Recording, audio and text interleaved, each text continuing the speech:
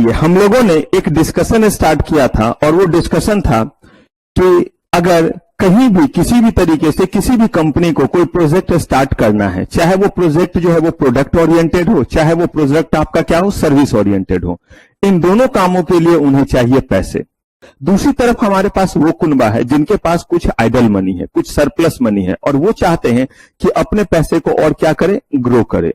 तो एक तरफ वो है जिनको पैसे की रिक्वायरमेंट है, और अगर उनकी रिक्वायरमेंट पूरी नहीं होगी तो हमारी आपकी प्रोडक्ट और सर्विसेज की रिक्वायरमेंट पूरी नहीं होगी और इकोनॉमी हमारा ग्रो नहीं करेगा। दूसरी तरफ वो लोग हैं जिनके पास आइडल मनी और चाहते हैं कि जो हमारा पैसा हमने सेव किया है ये बस इतना ही ना रहे बल्कि क्या होता रहे, बढ़ता रहे।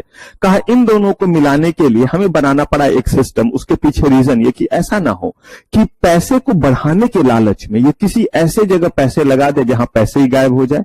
वो कौन सा एक मूवी मैंने बोला था, फिर हेरा फेरी या हेरा फेरी में से, जो जिसमें आइए इतने के बदले इतने मिलेंगे, और आरबीआई आपको बार बार बताती भी है कि हाँ, कि कभी भी ऐसे तरह के लुभावने ऑफर में ना आए। तो ऐसा कोई ना कोई मैकेनिज्म बना रहे। और दूसरी तरफ ऐसा ना हो कि जिनको पैसे की रिक्वायरमेंट है वो उल जलूल कुछ भी बता करके इनसे पैसे ले ले। तो हमने बनाया एक सिस्टम और उसका नाम क्या पड़ा, फाइनेंशियल सिस्टम। जब भी हम कोई सिस्टम बनाते हैं तो ये कुछ कंपोनेंट से मिलकर के बनता है, कुछ चीजों से मिलकर के बनता है, और हर सिस्टम का कोई ना कोई पर्पस होता है। तो दो बातें हर सिस्टम के साथ है, एक पहला कि कोई पर्पस, और दूसरा इसके कुछ होंगे कंपोनेंट जिनसे ये बनता है।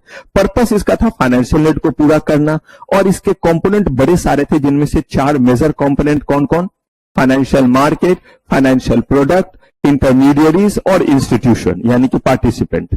अब इसमें से हम लोगों ने फाइनेंशियल मार्केट के बारे में पढ़ा था, बहुत एस्पेक्ट पढ़ा था, लेकिन कंप्लीट डिटेल नहीं, क्योंकि वो तब होगा जब हम प्राइमरी और सेकेंडरी मार्केट के सारे चैप्टर्स पढ़ लेंगे। लेकिन इसका बेसिक्स हमने देख लिया था। फिर हम आए थे प्रोडक्ट्स पे और हमने जो है यहां पे कैपिटल मार्केट इंस्ट्रूमेंट पूरा का पूरा क्या किया, पढ़ लिया। अब इसी दौरान हम आए तीसरे इसके विंग पे जिसका नाम क्या है, इंटरमीडियरीज। और इंटरमीडियरीज की रिक्वायरमेंट हमें इसलिए पड़ी, वो इसीलिए इसका एक कंपोनेंट कहलाया फाइनेंशियल सिस्टम का, क्योंकि एक तरफ इशुअर है और एक तरफ इन्वेस्टर है, एक तरफ पैसे की जरूरत वाले और एक तरफ जिनके पास सरप्लस है। इन दोनों को मिलाने के लिए हमें जरूरत पड़ी कुछ लोगों की, और यही लोग जो है हमारे क्या कहलाए, इंटरमीडियरीज कहलाए। लेकिन जब ये इंटरमीडियरीज आए तो इनके हमने 3 मेजर काम देखे थे। इन इंटरमीडियरीज के कितने मेजर काम, 3 मेजर काम। एक, इन्वेस्टर और इशुअर के बीच में चेन का काम करना, कड़ी का काम करना। एक हुआ एडवाइस देना, फैसिलिटेट करना, हेल्प करना, किसको, इशुअर को और इन्वेस्टर को। तो यही इनके 3 मेजर काम। अब इन्हीं में से कुछ इंटरमीडियरीज ऐसे होंगे जो बोलेंगे कि हम तो तीनों काम कर सकते हैं, हम 2 काम कर सकते हैं, हम कोई एक काम कर सकते हैं। तो जिस भी तरह का वो काम करेंगे उन सबको रेगुलेट करने के लिए सेबी तैयार है, पप्पा जी तैयार है, securities and exchange board of India.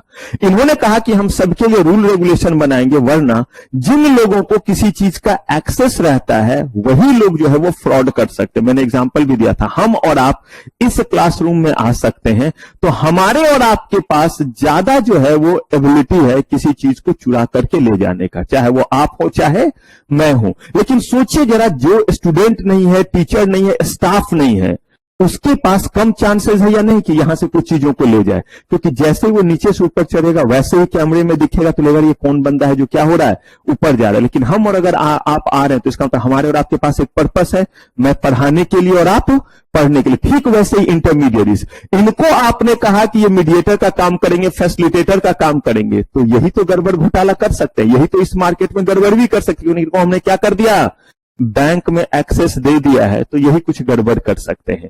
तो यहां पे कहा कि इनके ऊपर भी रूल रेगुलेशन होंगे, और सेबी ने हर एक इंटरमीडियरीज के लिए या मल्टी इंटरमीडियरीज को मिलाकर के क्या बना दिया, रेगुलेशन बना दिया, और कहा कि आप इसी नियम कानून के तहत क्या करेंगे, काम करेंगे। और हमें ये चीज जो है वो थोड़ा थोड़ा जानना है, क्योंकि over the period of time जैसे जैसे हम पढ़ते जाएंगे सिक्योरिटीज लॉ, वैसे वैसे सारे इंटरमीडियरीज का जिक्र होता जाएगा, क्योंकि पूरे सिक्योरिटीज लॉ में यही तो हमें पढ़ना रहेगा कि ये इंटरमीडियरीज कहां कहां आएंगे। लेकिन अगर अभी थोड़ा थोड़ा हम नहीं जानेंगे तो अगर किसी जगह ये एकाएक आ गया तो थोड़ा धप्पा सा हो जाएगा।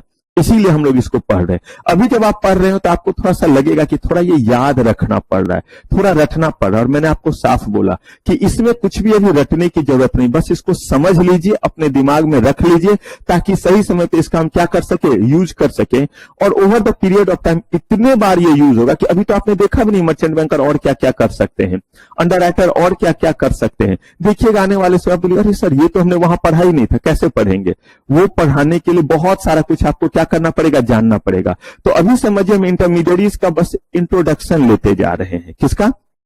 इंटरमीडिएट्स का। और कुछ वैसे इंटरमीडिएट्स जिसका आगे थोड़ा कम जिक्र है उसको यहीं पे खत्म करते जा रहे हैं, और जिसका आगे बहुत ज्यादा जिक्र है उसको हमने क्या कर दिया है, थोड़ा सा इंट्रोड्यूस करके आगे के लिए छोड़ दिया है। तो हमें इतने सारे इंटरमीडिएट्स पढ़ने, जिसमें से हमने पढ़ना शुरू किया, हमने मर्चेंट बैंकर पढ़ा था और हमने देखा था कि मर्चेंट बैंकर किस तरह से पब्लिक इशू के दौरान आपकी मदद करता है।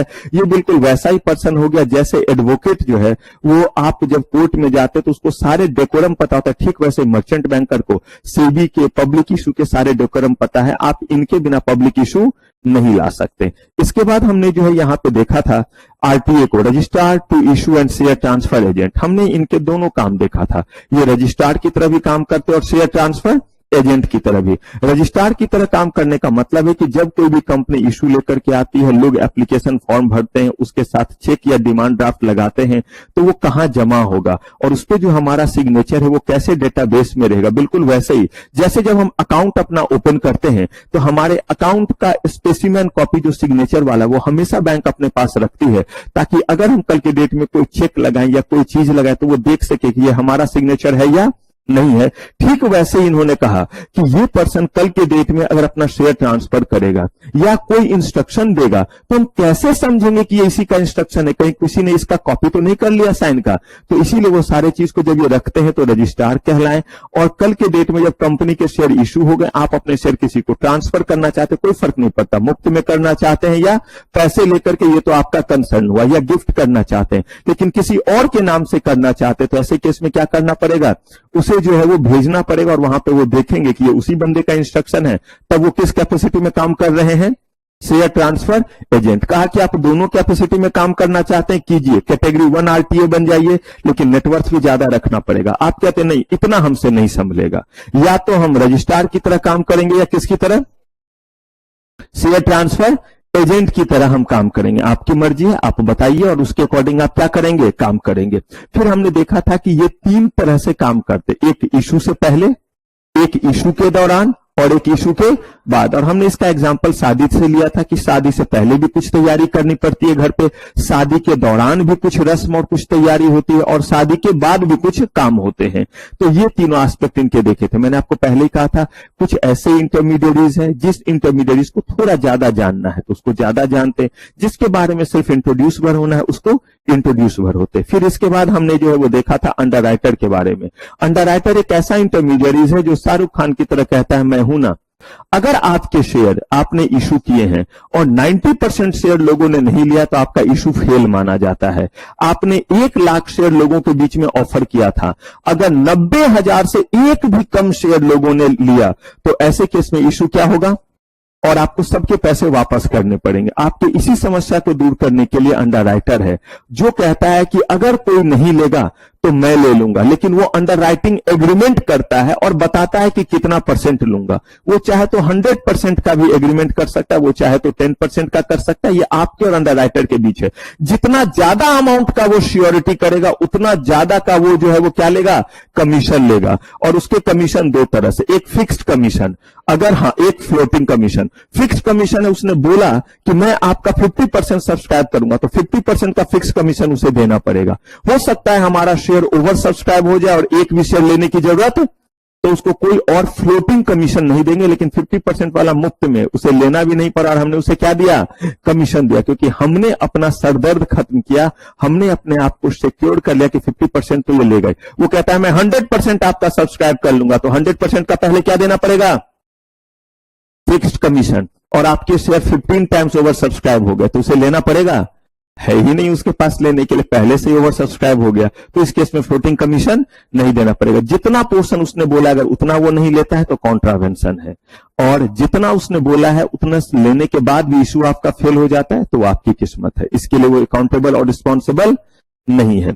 इसके बाद हमने पढ़ा था बैंकर्स टू इशू। जब भी हम कोई भी जो है वो इशू लेकर के आते हैं या जब भी हम अपने जो है वो शेयर होल्डर्स को कुछ देते हैं, दो एस्पेक्ट है, कंपनी को अपने शेयर होल्डर्स को कुछ देना है पैसे वगैरह डिविडेंड के फॉर्म में, या कंपनी को फंड रेज करना है, पब्लिक से पैसे लेना है, तो ऐसे केस में ये एक सेपरेट बैंक अकाउंट खोल लेती है ताकि इनके जो नॉर्मल वर्किंग अकाउंट है, करंट अकाउंट है, जिसमें हर दिन का ट्रांजेक्शन हो रहा है, वो पूरा का पूरा मेसअप ना हो जाए। ये पहला बात रहता है। दूसरी बात, हमें एग्जैक्टली पता चले कि इशू के दौरान कितने पैसे आए। बड़ा आसान है ना कि अगर हमारे पास इतने पैसे आ गए, सीधे हम कह देंगे अरे हमने तो इतने ही मांगे तो इतने आ गए, इसका मतलब हमारा चीज क्या हो रहा है, ओवर सब्सक्राइब हो रहा है। हमने जो है वो इतना पैसा डिविडेंड का देना था, अभी तक जो है वो इसमें जो 1 लाख बचे, इसका मतलब 1 लाख का जो हमने लोगों को चेक या वारंट दिया था, चेक को ही वारंट कह देते, डिविडेंड वारंट, वो लोगों ने इन कैश अभी तक नहीं किया है। जिसको भी इशू किया वो अपने घर में रखे हुए, उससे तो अकाउंट डेबिट या क्रेडिट नहीं होगा,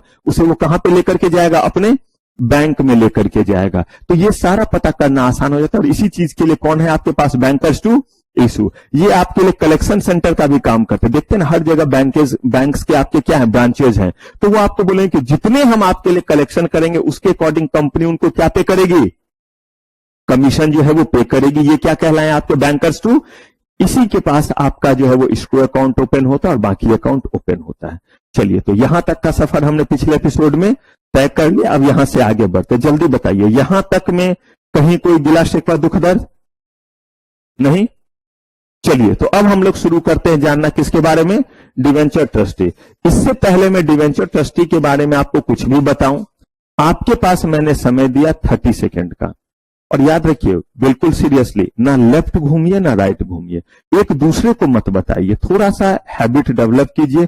लगना चाहिए सीएस की तरह दिसंबर के बाद अगर ट्रेनिंग करना है तो, और गलती से ट्रेनिंग अगर अच्छे जगह और लिस्टेड जगह करना है, और उसमें भी गलती से अगर मेरी मदद चाहिए तो, क्योंकि मुझे अगर हिला डुला बच्चा रहे और कभी भी मेरे पास मदद के लिए मत आइएगा।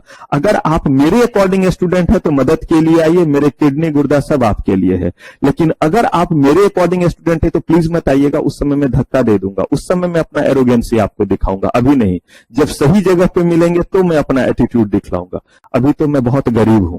तो इसीलिए उस समय मिलेंगे जब इंटरव्यू में, तो देखिएगा दूसरे को पहचानूंगा, आपको पहचानूंगा भी नहीं। तो इसीलिए आपकी ट्रेनिंग अच्छे लिस्टेड कंपनी में, बाकी जगहों पे तब होगी जब आपका हर चीज पढ़ा हुआ रहेगा।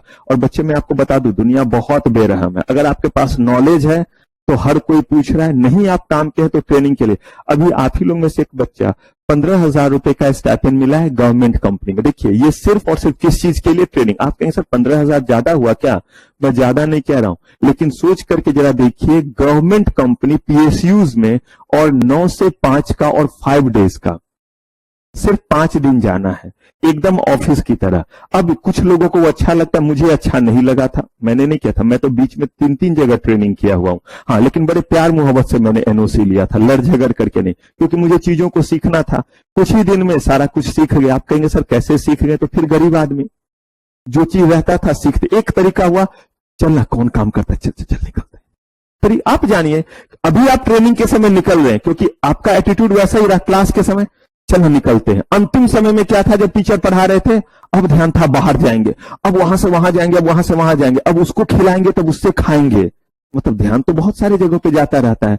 और वो अंतिम के 5-10 मिनट तो हर दिन आपने खो दिया, क्योंकि उस समय जो बताया गया वो आपके दिमाग में है कहां, क्योंकि उससे पहले तो कुछ और चल रहा था। सांस्कृतिक कार्यक्रम का जो है वो झलक आ रहा था, आहा अब ये होगा, वैसे जाएंगे, वैसे रोड क्रॉस करेंगे, तो ऐसे भागेंगे, तो ऐसे गिरेंगे, तो ऐसे पढ़ेंगे, बहुत सारी चीजें हैं।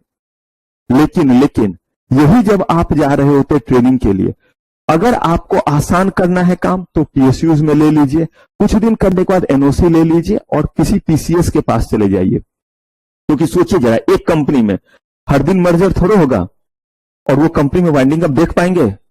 कैसा बदकिस्मत आप निकले, कंपनी में गए और उसका क्या करा रहे हैं, वाइंडिंग अप। इसका मतलब जब तक पीसीएस के पास नहीं जाएंगे ये सब नहीं मिलेगा। ऐसे ही टेक ओवर, एक कंपनी का कितने बार टेक ओवर होगा, या एक कंपनी कितने बार टेक ओवर करेगी। तो बहुत सारे ऐसे चीजें जिसके लिए आपको बहुत भागना पड़ता है। और मैंने आपको पहले ही बोला था, श्रद्धावान लभते विद्या, संस्कृत का एक श्लोक है कि जो श्रद्धावान होता है वो, यानी जिसमें ललक होती है और डिसिप्लिन्ड होता है, उसी को लोग पसंद करते हैं और उसी को क्या करते हैं, कुछ सीखने सिखाने का। आप ही सोचिए ना, आपके पास कोई एरोगेंट सा दोस्त आएगा, इसको जहर दे देना, पानी मत देना। ये मैं पानी की सिर्फ बात कर रहा हूं। और वही अगर आपके पसंद के दोस्त है, पानी, हाँ ले ले ले, एकदम ले, चाहिए कि कब मांग ले, हाँ ले ले, पानी क्या, सब ले ले, पेन ले ले, तो ये ले ले, वो ले ले। तो सोचिए, आप में इतना थोड़ा सा जहर है, जहर मतलब ज्ञान बोल रहा हूं, या इतना होगा, तब इतना जहर है कि जिसके पास ज्यादा है वो कितना उगलेगा। तो इसीलिए अगर मान लीजिए कि आपको लगता है पीएसयूज में जाना है, कल ही चूंकि फोन आया था, अच्छा लगता है अपने किसी स्टूडेंट का इस तरह सिलेक्शन होता है कि इंटरव्यू में कौन है सर, कैसे है, तो जहां तक आपको भी, आप भी मदद करते हैं अपने फ्रेंड की, पसंद के लोगों की, ऐसे ही हम लोग भी करते हैं। तो वहां पे आप 9 से 5 की कुछ दिन नौकरी, ताकि पढ़ाई कर सकें, जैसे किसी प्रोफेशनल दे रहे हैं, और लगता है सर कुछ दिन तो कर लेते, 6 महीने तो कर लेते, क्योंकि 5 के बाद पढ़ाई कर लेंगे और उसके बाद अगला जो ट्रेनिंग रहेगा बचा हुआ 1 साल का, वो कहीं लग भिड़ के कर लेंगे। बिल्कुल, ये सब प्लानिंग का क्या होता है, पार्ट होता है। कुछ लोग इतने वेल ब्लेस्ड नहीं होते हैं कि लगातार वो पहले क्या कर पाएंगे, पढ़ पाएंगे। तो वैसे लोगों को जो है वो पैसे भी चाहिए और पढ़ाई भी चाहिए। तो 15,000 20,000 ऐसा होता है जिसमें आप क्या कर सकते हैं, दिल्ली में कम से कम रह करके पढ़ जरूर सकते। आए हैं विराट? नहीं। अब विराट की तरफ 20,000 का ले लिया पीजी, तब क्या है, अलग बात है। नहीं तो उतने में आप गुजारा क्या कर सकते हैं, कर सकते हैं। तो अब आपके पास समय जो है 30 सेकेंड का। डिवेंचर ट्रस्टी के बारे में सोचिए, क्या क्या आपको पता है और क्या पढ़ा था, कहां पढ़ा था, क्या एस्पेक्ट पढ़ा था। याद रखिए, सिर्फ मुझे बताने के लिए नहीं, क्योंकि मैंने आपको बोला ना, मैं अगर आपके चेहरे की तरफ लगातार 10 मिनट देखूं, आप कहीं और देखते रहिए, लेकिन मुझे इजाजत रहे कि मैं बीच बीच में देख सकूं। तो आज सुबह से आपने क्या किया है और आगे शाम तक का क्या प्लानिंग है, किसके साथ कहां कहां जाना है, किस लेवल का सांस्कृतिक कार्यक्रम करना, यह मैं आपको बता सकता हूं। और इस समय आपका, लेकिन मैंने बोला वो कहां रखता हूं, बाहर, क्यों उसे भीतर लेके आऊं। 25 मिनट के जब 45,000 मिलते हैं, तो आपके 45,000 के पूरे बोथ मॉड्यूल के लिए वो विद्या का मैं क्यों इस्तेमाल करूं। Are you getting my point? तो मैं तो बहुत प्रोफेशनल हूं, तो इसीलिए कहीं कुछ नहीं, सिर्फ और सिर्फ अपना पूरा 30 सेकेंड लगा दीजिए और ऐसे आंसर दीजिए कि लगे कि ये इंटरव्यू में आपसे बेहतर कोई नहीं दे सकता। और ये टेम्परामेंट मेरे ही साथ नहीं, कोई भी टीचर कुछ पूछे ना तो चहकना नहीं है, आंसर देना है। चहकना अलग चीज होता है, बस दिखाने के लिए बोल दिया सर देखो मुझे आता है, मुझे पता है आपको कितना आता है, कितने आप होनहार हैं। बस इस क्वेश्चन के लिए आप अपनी काबिलियत दिखाइए कि कितना ये आपको पता है। तो कलेक्ट ऐसे कीजिए कि मजाल है कोई मायकालाल जो मुझसे बेहतर आंसर कर सके। ये टेम्परामेंट हमेशा होना चाहिए, चाहे जितना भी रहे। तो सोचने का समय शुरू होता है अब। जिन्होंने सोच लिया है या जिनका हो गया होगा वो सिर्फ हाथ उठा दीजिएगा, और बाकी मैं पूछूंगा 30 सेकेंड के बाद। चलिए, गुड, फाइन।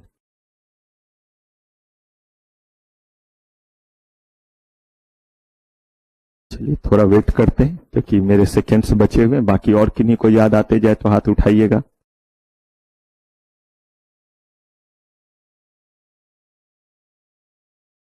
चलिए, उन्नति।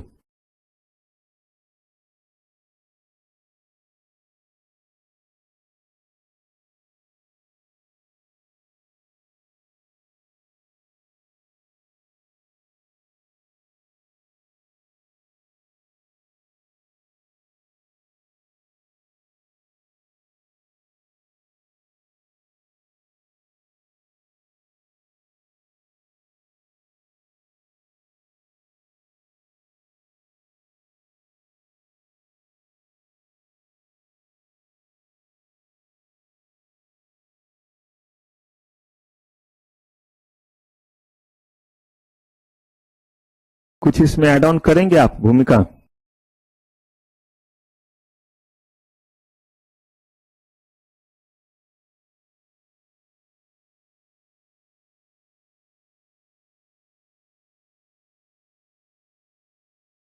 और कुछ? प्रिया, प्रिया ही ना? हाँ।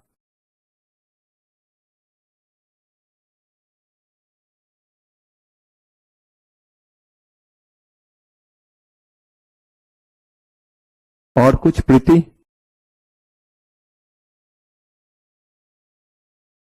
हाँ जी।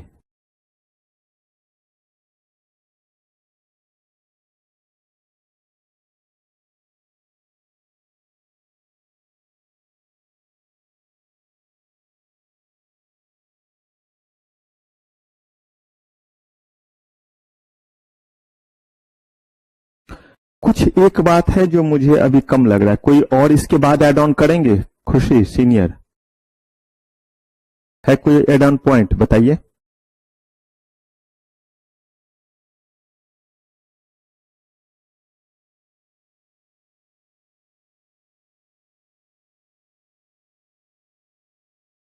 और कुछ मिसिंग वाला चीज कोई भी?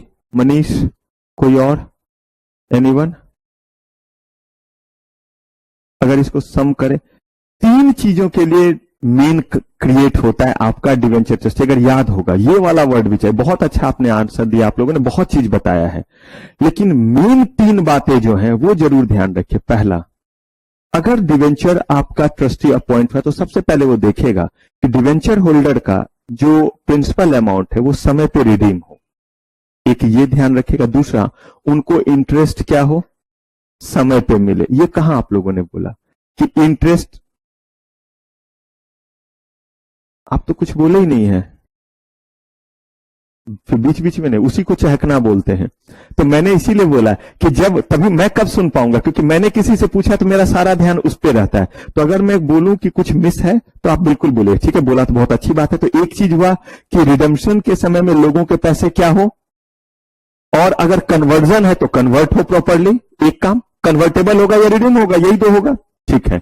और अगर इंटरेस्ट वाला है, इंटरेस्ट मिलना है तो इंटरेस्ट समय पे मिले। और तीसरा, चार्ज जो क्रिएट हुआ है वो हमेशा एडिक्वेट बना रहे।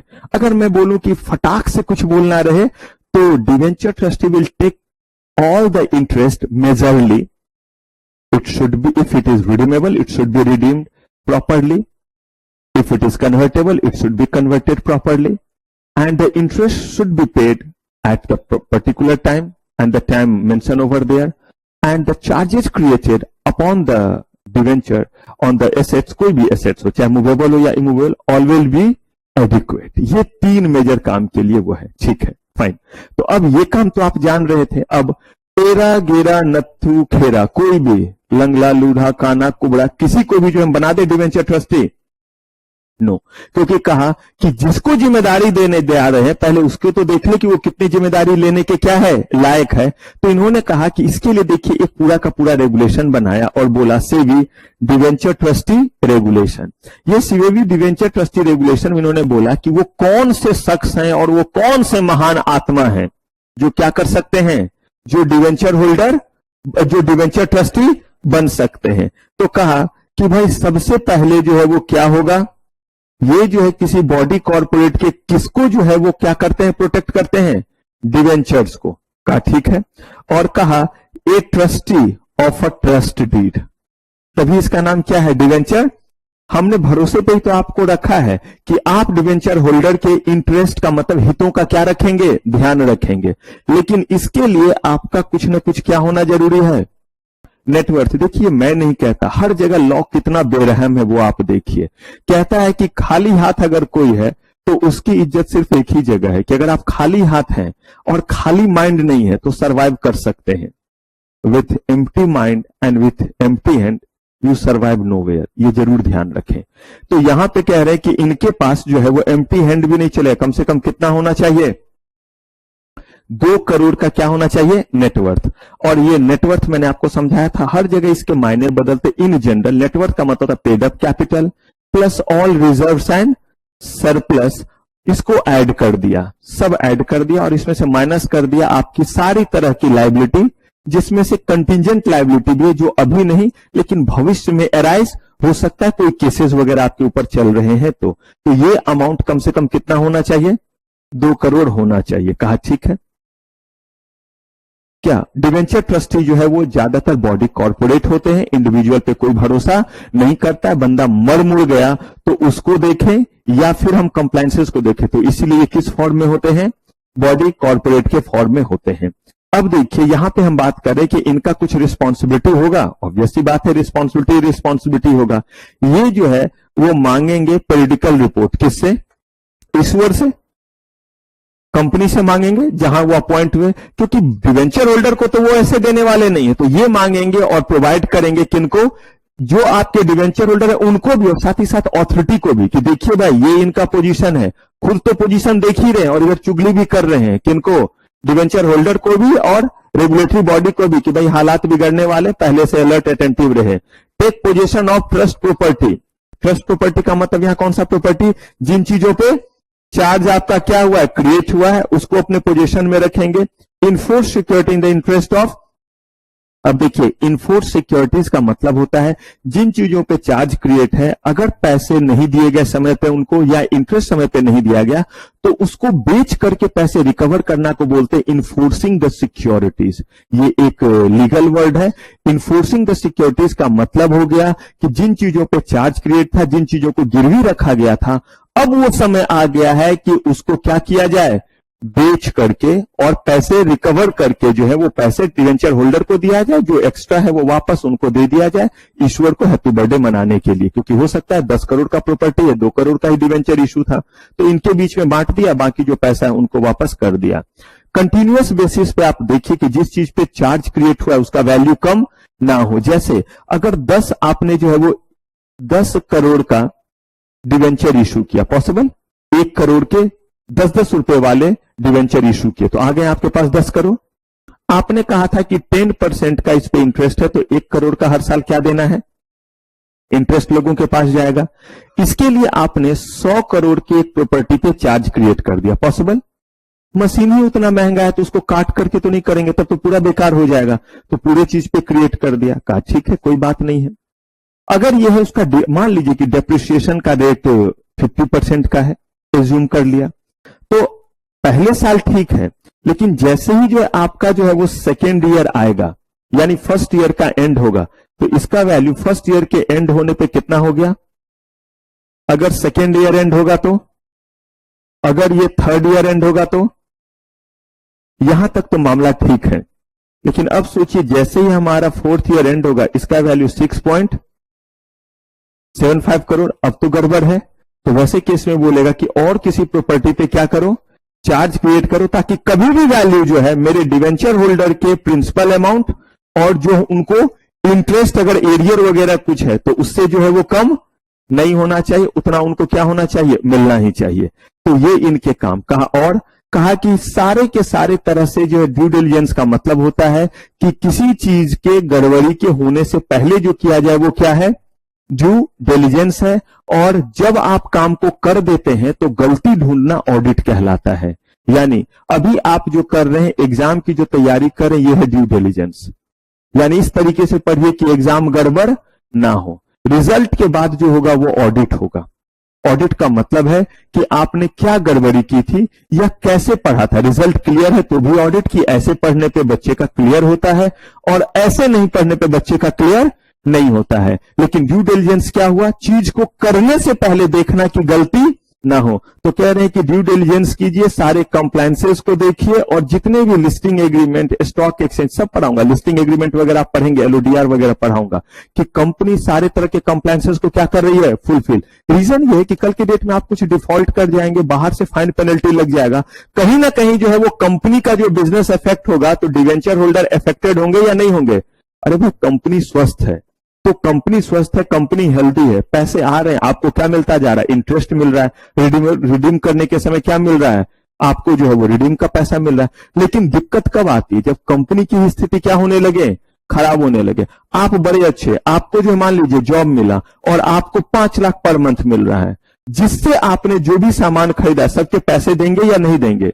एक्सेप्शन अपार्ट कि कोई बंदा आता ही है, दुनिया में ही आया है विथ डिस्ट्रक्टिव माइंड के साथ या इम्प्योर माइंड के साथ, then that is a different thing. लेकिन नॉर्मल लोगों का रहता है कि भाई मुझे किसी के पैसे देने तो क्यों ना पैसे दे दो, 5 लाख आ रहा है, मेरे महीने का खर्चा जो भी लाख रुपया है, आराम से उसको पैसे दे दिए, जैसे ही सैलरी आया सबके पैसे दे दिए, खुश, अपना 4 लाख अपने पास है।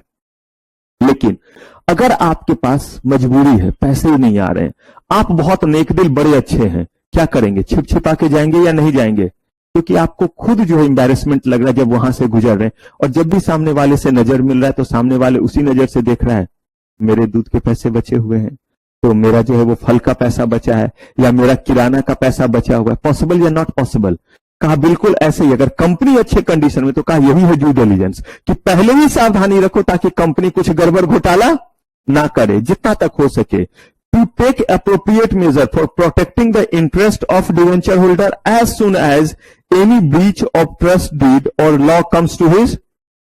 मतलब क्या है, आप देखते होंगे मैं बहुत बार आपको, नहीं भी कुछ तो दिन में एक बार, कभी कभी तो मल्टीपल टाइम्स, कभी कभी तो एक क्लास में 2-3 बार कुछ ना कुछ ऐसा बोलता हूं जो आपको पसंद नहीं आता है, या जिसमें आपको चाह मन होता है कि सर का मुंह नोच ले, क्योंकि ये हमें अच्छा नहीं बोल रहे हैं, या हमें ऐसे क्यों बोल रहे हैं।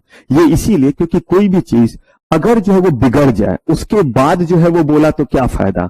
मरते समय पेशेंट को जो है वो बहुत अच्छे हॉस्पिटल में ले गए, जहां वेंटिलेटर वगैरह सब कुछ है, अब कुछ नहीं हो सकता है, क्योंकि जो है वो उसका सारा स्थिति खराब हो चुका, बहुत क्रिटिकल है। अब कितनी भी फैसिलिटी हो तो एम्स भी नहीं बचा सकता। लेकिन जब उसकी स्थिति जो है वो बचने लायक थी, तो उसे क्या किया था, एक डिस्पेंसरी में रख दिया था जहां पे बेंच भी नहीं था, और वहां पे इंतजार कर रहे थे, ठीक हो जाएगा। ऐसे ही होता है, हालत बिगड़ते गई, जब पूरे तरह से खत्म तो लेकर के गए, खर्च भी हुआ, सब कुछ यहां से उठा करके वहां भी ले गए, सब हुआ है, लेकिन बंदा जो है वो अब नहीं बचा है। इसीलिए कहा गया कि लॉ में भी कि इससे पहले हालत बहुत खराब हो तो जैसे ही आपको पता चलता है कि इस बार का इंटरेस्ट नहीं मिला तो क्या करें, इंतजार करें और 1-2 इंटरेस्ट को फेल करने देते, तब हम पिक्चर में आएंगे। अच्छा, तुझे शक्तिमान बनने के लिए बुलाया है या कंप्लायंस देखने के लिए? इमीडिएटली करना है, ये नहीं है कि पहले जो है वो रजनीकांत एक्शन हीरो की तरह पहले जाने दे। एक्टर आ रहा होता है, देख रहा होता है, कहीं बैठा हुआ, ऐसे टोपी रखा हुआ है, पैर टेबल पे रखा हुआ है, और अपने रेस्टोरेंट में चेयर पे बैठा हुआ है, और आराम से ऐसे करके देखा, पहले चीखने की आवाज आई एक्ट्रेस की, तो ऐसे करके हल्का सा अगंबा, अब फिर ऐसे करके ये, फिर जो है वो एटीट्यूड, फिर जो है थोड़ी देर बाद और आवाज, फिर और आवाज, फिर और आवाज, जब अब ज्यादा हो गया तब पहुंचा, उसे तो एक्शन दिखलाना था। यही काम जो है वो पहले भी हो सकता था, तो यहां पे बोला गया कि आपको जो है वो बाहुबली और रजनीकांत नहीं बनना है, और आपको क्या करना है, जैसे ही लगे कि अब ये क्या हो रहा है, गड़बड़ हो रहा है, वैसे ही आपको क्या करना है, टोकना। आप देखते हैं मम्मी पापा, थोड़ा सा लगा कि गड़बड़ हो रहा है, टोक जरूर देगी। कुछ भी चीज, चाहे आपका ड्रेसिंग सेंस में चेंज आया हो, चाहे आपके तरीके में चेंज आया हो, वो सबसे पहले नोटिस करते हैं। पापा नहीं नोटिस करेंगे, लेकिन मम्मा जो है वो तुरंत बोल देगी, सब ठीक है ना, तो टाइम पे आ जाया करो, बस इतना ही। अगर इतने से भी आप नहीं समझे फिर तो कोई बात नहीं है, फिर तो होना है, शास्त्रार्थ होना है। बड़ा आजकल एटीट्यूड देख रहे, वो उस समय वो भी इंतजार करेगी जब पापा ना हो, आप और वो मिले, तो सारी जो है वो कसक निकाल दी जाती। ठीक वैसे ही यहां पे बोला गया कि जैसे ही थोड़ा सा नॉन कंप्लायंस हो, क्या कीजिए, शोर मचाइए। रियली मैं आपको पढ़ाऊंगा LODR रेगुलेशन में, and that is called whistle blower policy. Law तक ने बोला है मारो सीटी, मतलब ये नहीं कोई चल रहा है मार देंगे सीटी, CMSL के टीचर ने पढ़ाया। वहां पे बोलना ये है बेसिकली कि आप इस बात को तुरंत रेगुलेटरी बॉडी को बताइए कि इससे पहले ज्यादा गड़बड़ घोटाला ना हो जाए। तो कहा गया कि जैसे ही आपको लगे कि कहीं सा भी ब्रीच हो रहा है, एनी ब्रीच ऑफ ट्रस्ट हो रहा है, क्या कीजिए, एक्शन लीजिए, इंतजार मत कीजिए कि और जो है वो क्या होने दे, मामला बिगड़ने दे। To ascertain that debenture have been converted और रिडीम, अगर कन्वर्टेबल है, पढ़ा था हमने, तो कन्वर्ट होना चाहिए उसी रेशियो से। रुकिएगा जरा, फटाक से बोलना जिससे पूछूंगा, बीच में नहीं टपकना है। 3 रेशियो की बात हमने की थी, 3 वर्ड हमने पढ़ा था न्यूमेरिकल को लेकर के, डिवेंचर के कन्वर्जन को लेकर के। आपको वो तीनों के तीनों जो है वो वर्ड बतलाने हैं। जल्दी बताइए। मुस्कान, अरे वो वाले मुस्कान नहीं आए हैं। अंकिता, पिंकी, एकांश, बस मुझे जो बोलना था मैंने बोला। अब देखते हैं कौन कैच करता है, वो भी तो देखना है। उन्नति और तमन्ना, रोहित, गिरीश, मनीष, मनमीत,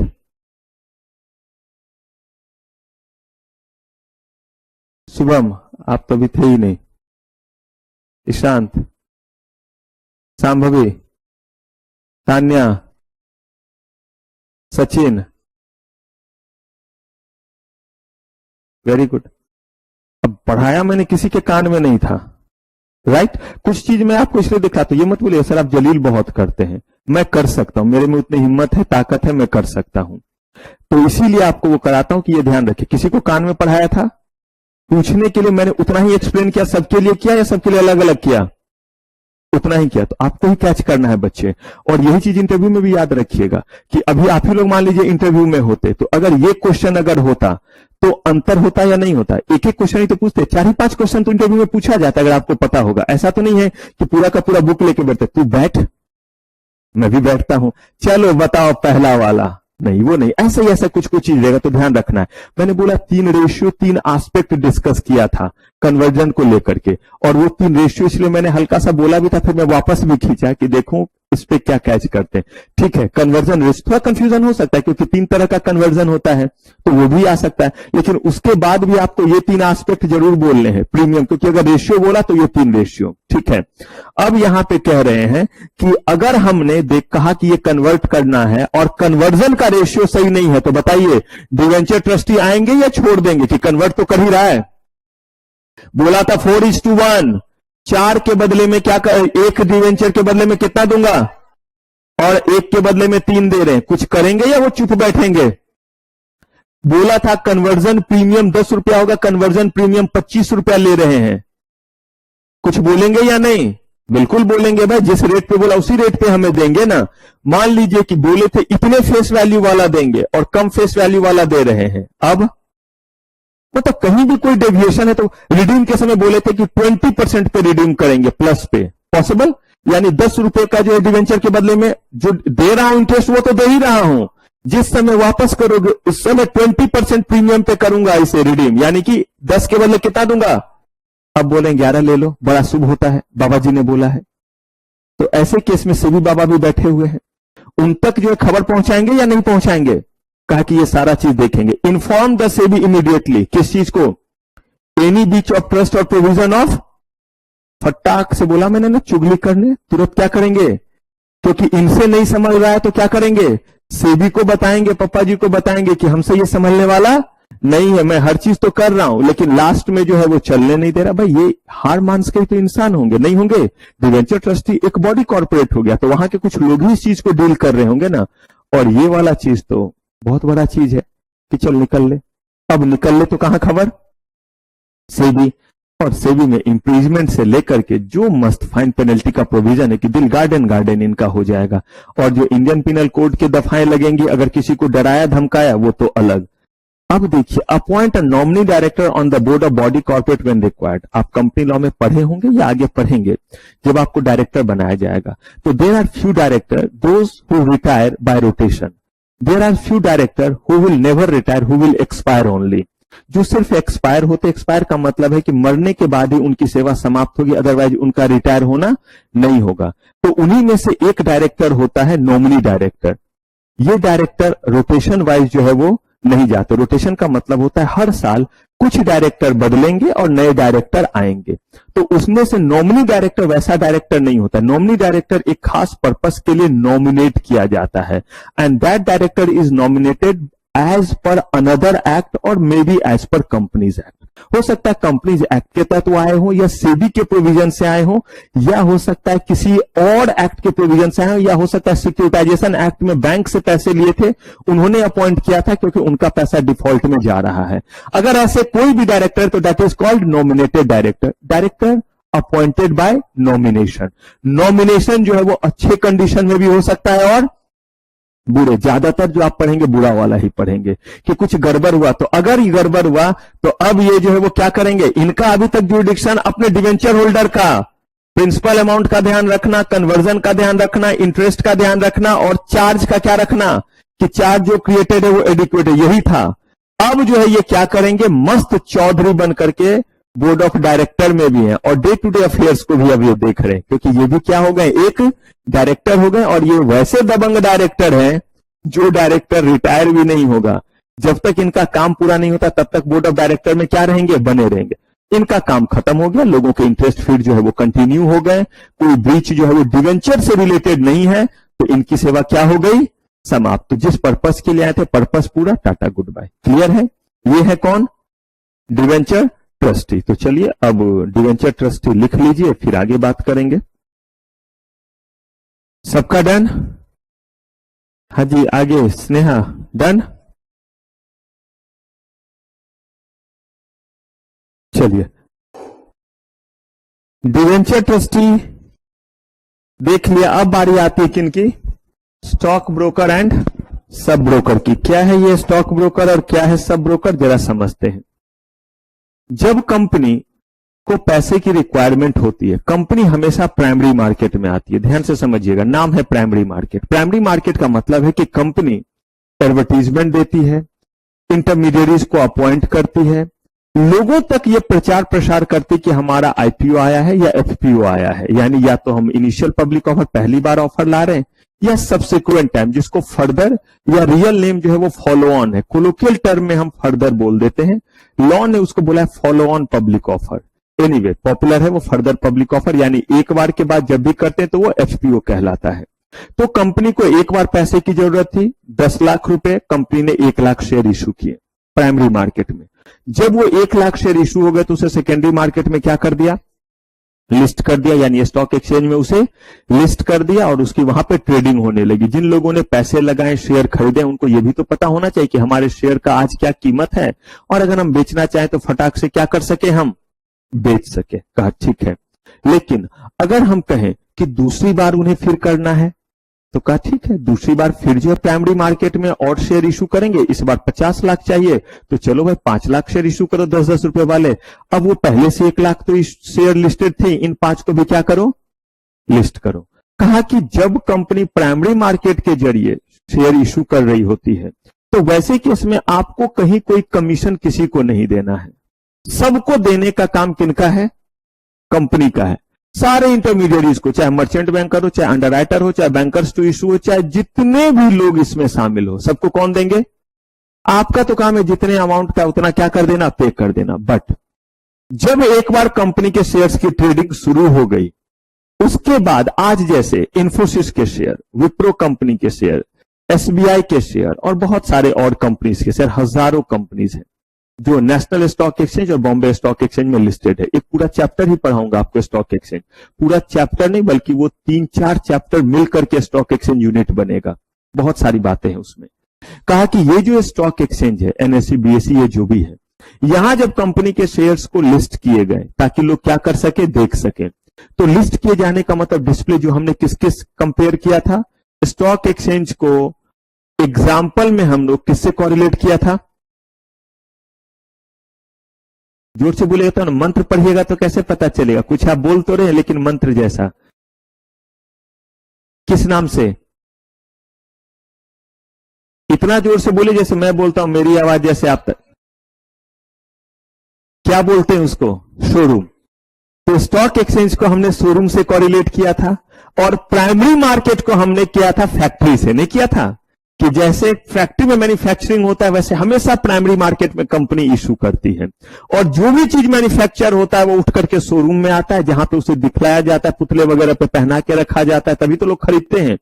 ठीक वैसे ही हमारा शोरूम कौन सा है? Stock exchange. तो अगर आप एक बार इशू हो चुका है, अब आपको टीसीएस के शेयर खरीदने, तो कंपनी थोड़ा ना भी देगी। उसने तो बोला था इतने से भी लेकर के इतने टाइम के भीतर, कब का इशू क्लोज कब का हो चुका है, जोमेटो हो कोई भी हो। क्या आज जोमेटो का शेयर नहीं खरीद सकते हैं? बिल्कुल खरीद सकते हैं। आज इन्फोसिस का शेयर नहीं खरीद सकते हैं? खरीद सकते हैं। लेकिन अब जो ये आप खरीद सकते हैं, ये आप तभी खरीद सकते हैं जब आप उस ब्रोकर के पास पहुंचेंगे जो ब्रोकर उस स्टॉक एक्सचेंज का मेंबर है। एकदम ध्यान से अब सुनिएगा, एकदम हल्का हल्का सांस लीजिएगा जिससे जी बच सके। तो अब आपको उस ब्रोकर के पास पहुंचना पड़ेगा जो उस स्टॉक एक्सचेंज का ब्रोकर है जहां पे ये कंपनी लिस्टेड है। उसी के जरिए जब आप पहुंचेंगे तो आप उसका प्राइस देख सकते हैं और उसे खरीद और बेच सकते हैं। इंफोसिस का शेयर, इंफोसिस का शेयर अगर आपका जो है वो लिस्टेड है सिर्फ और सिर्फ एनएसई में, नेशनल स्टॉक एक्सचेंज में। कंपनी क्यों एक से ज्यादा जगहों पे लिस्ट होती है सब आपको बताऊंगा जब स्टॉक एक्सचेंज यूनिट पढ़ाऊंगा। तो अगर कंपनी अपने आप को, और सेबी ने बोला लिस्ट करना जरूरी है इसलिए वो कर रहे हैं, पैसे लगते हैं, नेशनल स्टॉक एक्सचेंज में लिस्ट किया। आपको जो ब्रोकर मिल रहा है उस ब्रोकर से आपने पूछा कि आप एनएसई के ब्रोकर हैं? नहीं नहीं भैया, हम तो बीएसई के ब्रोकर हैं। आप उस ब्रोकर के जरिए इंफोसिस के शेयर को बेच और खरीद नहीं पाएंगे। लेकिन अगर इन्फोसिस जो है वो दोनों स्टॉक एक्सचेंज में लिस्टेड है, तो तब उसके जरिए आप एनएससी में नहीं खरीद बेच पाएंगे। किससे खरीद पाएंगे? लेकिन अगर मान लीजिए कि एनएससी का शेयर जो है वो लिस्टेड है दोनों जगह पे, और जिस ब्रोकर के पास गए वो भी दोनों का ब्रोकर है, तो आप बोलिए एनएससी में खरीदेंगे या आप बोलिएगा सर ये अंतर आएगा प्राइस का। बस इतना ही समझ लिया, मैंने इसको मार्केट बोला ना, स्टॉक सेकेंडरी मार्केट ही तो बोलते हैं स्टॉक एक्सचेंज को, मार्केट बोला। एक ही चीज की कीमत, एकदम ध्यान से सुनिएगा और जितना बताना चाह रहा हूं प्लीज उतना समझिएगा, एक ही चीज की कीमत क्या दो मार्केट में अलग अलग नहीं हो सकता? बिल्कुल प्रैक्टिकल लाइफ से चल नहीं हो सकता। आम की कीमत रेड लाइट से गुजरिए, यहां आम वाला दिखेगा, मेट्रो के पास भी दिखेगा, इस साइड भी दिखेगा, उस साइड भी दिखेगा, और अगर आप जो है वो इस तरफ से सीधे वाले से जा रहे तो भी दिखेगा। आप देखिएगा इस तरफ थोड़ा सस्ता रहेगा, मेट्रो के पास थोड़ा क्या रहेगा, महंगा रहेगा, या कॉलोनी के पास थोड़ा महंगा रहेगा। पॉसिबल है या नहीं है? तो इसका मतलब चाहे वो आम हो, चाहे टमाटर हो, सब्जी हो, कोई चीज हो, कहीं पे 50 रुपए बिक रहा होता है, कहीं 45 भी बिक रहा होता है। यस या नो? Same quality. क्यों? वो डिपेंड करता है उस जगह पे डिमांड और सप्लाई का। ठीक वैसे ही मार्केट ही तो है, एनएससी में भी जो है वो शेयर है और बीएससी में भी है, तो देखेंगे किस जगह जो है वो शेयर्स का कितना डिमांड और सप्लाई है, इसके अकॉर्डिंग जो है वो उसके प्राइस जो है वो दोनों जगह अलग अलग हो सकते हैं या नहीं। आपको खरीदना है आप बिल्कुल खरीदिए, एनएससी में, बीएससी में खरीदना है तो बिल्कुल खरीदिए, लेकिन सिर्फ उसके लिए पैसे ही नहीं चाहिए, बल्कि क्या करना पड़ेगा, आपको पहुंचना पड़ेगा उसके पास जिसके जरिए आप इसे खरीद और बेच सकते हैं। और ये सेबी ने बोला है कि सेकेंडरी मार्केट में डायरेक्टली ना आप खरीद सकते हैं ना बेच सकते हैं, ये खरीदने और बेचने दोनों का काम सिर्फ और सिर्फ किसके जरिए होगा, सिर्फ और सिर्फ ब्रोकर के जरिए होगा। और अगर हम बात करें ब्रोकर की, तो ब्रोकर का मतलब हुआ कि ब्रोकर उस शख्स को कहते हैं जिसने किसी भी स्टॉक एक्सचेंज का मेंबर बनने के लिए या ब्रोकर बनने के लिए जो है वो लाइसेंस एक्वायर किया है उस स्टॉक एक्सचेंज के परमिशन से फ्रॉम सेबी। लेगा किससे? लेकिन किसके जरिए? जिस स्टॉक एक्सचेंज का वो क्या बनना चाहता है। स्टॉक एक्सचेंज तो ज्यादा से ज्यादा ब्रोकर बनाना चाहेगी, हां या ना, ताकि जितने ज्यादा उसके ब्रोकर होंगे उस स्टॉक एक्सचेंज के जरिए उतना ज्यादा ट्रेड होगा या नहीं होगा। उसका मॉनेटरी कंसर्न हो गया ना, तो पता चला कि जितने भी फ्रॉड है वो भी बंदा आएगा तो बोलेगा हाँ तू भी ले ले मेरा मेंबरशिप, मेरा क्या जाता, मुझे तो पैसे ही आएंगे, हाँ या ना, मेंबरशिप फी पे करेगा ना। ऐसे केस में एक पर्सन को लाया गया जो कहता है कि मुझे कहीं पैसे नहीं चाहिए, मेरा काम रेगुलेट करना और इन्वेस्टर्स को बचाना मेरा मकसद है, तो वो है सेबी। तो सेबी ने कहा कि अगर कोई पर्सन चाहता है कि सेकेंडरी मार्केट से कुछ खरीदे या बेचे तो उसको किसके थ्रू खरीदना बेचना पड़ेगा, और ब्रोकर को यह लाइसेंस दिया गया कि आप अपने क्लाइंट के बिहाफ पे शेयर्स को खरीद और बेच सकते हैं और आप उनसे कमीशन चार्ज कर सकते हैं। कमीशन आप अपने मर्जी से ले सकते हैं, लेकिन मैक्सिमम लिमिट हम प्रिस्क्राइब करेंगे। पूरी बात समझ में आई? कमीशन जो है वो आप अपनी मर्जी से ले सकते हैं, बस मैक्सिमम हम प्रिस्क्राइब करेंगे, ताकि आप ऐसा ना हो, क्योंकि हमने तो बोला है कि जब भी खरीदने बेचने का काम होगा सेकेंडरी मार्केट में किसके जरिए, तो आप तो चौड़े बन जाएंगे कि लोग तो हमसे ही खरीदेंगे, तो इसलिए उन्होंने क्या कर दिया, अपर कर दिया। बाकी वो अलग अलग के साथ अलग अलग डील करते। जैसे मान लीजिए मैं ठहरा गरीब आदमी, मैं गया कि मेरा अकाउंट ओपन कर दीजिए, मुझे शेयर खरीदना बेचना रहेगा, तो बोलेंगे तो गरीब आदमी इनके पास 10-12 रुपए अकाउंट में कितना शेयर खरीदेगा बेचेगा, कभी खुश होगा तो 1000-2000 का क्या करेगा, खरीद बेच लेगा, वो भी जब खुश होगा। अब जो है मुझे बोला कि ब्रोकरेज हम आपसे जो है वो लेंगे 0.5%। क्या बोला? 0. इसका मतलब मुझे नहीं मतलब है आपको प्रॉफिट हुआ या क्या हुआ है। आप अगर 1 लाख का लेते हैं, मान लीजिए एग्जांपल देना पड़ रहा है इसीलिए 1 लाख लिखा हूं, 1 लाख में नहीं ले सकता, गरीब आदमी जो बोला वैसा ही हूं। तो 1 लाख का अगर मैं ले रहा हूं तो यहां इन्होंने बोला कि आपसे हम लेंगे 0.5%। इसका मतलब कितने पैसे? इसका मतलब हो गया है कितना रुपए? 500 रुपए। अब 1 लाख का शेयर मैंने लिया, क्या गड़बड़ हो गया? करके दिखा दूं?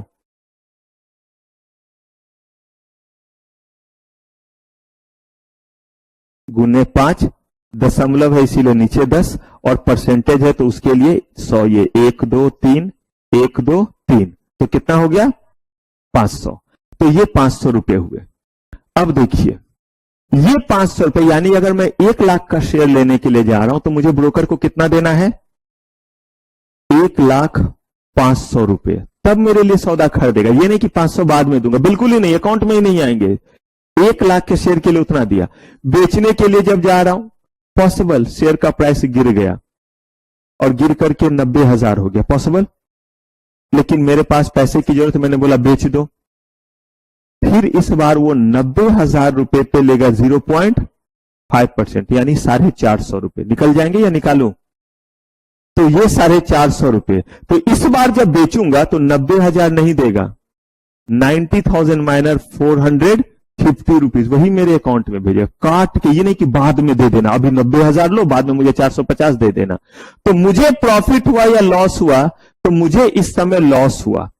और अगर लॉस का अमाउंट देखे तो 10,000 तो सीधा लॉस, और इधर 500 और 450 यानी 950, तो 10,950 का मुझे लॉस हुआ, और बंदे ने मुझसे 950 रुपया क्या कर लिया, कमा लिया। तो देखिए मेरे प्रॉफिट एंड लॉस से ब्रोकर के सेहत पे कोई असर पड़ा?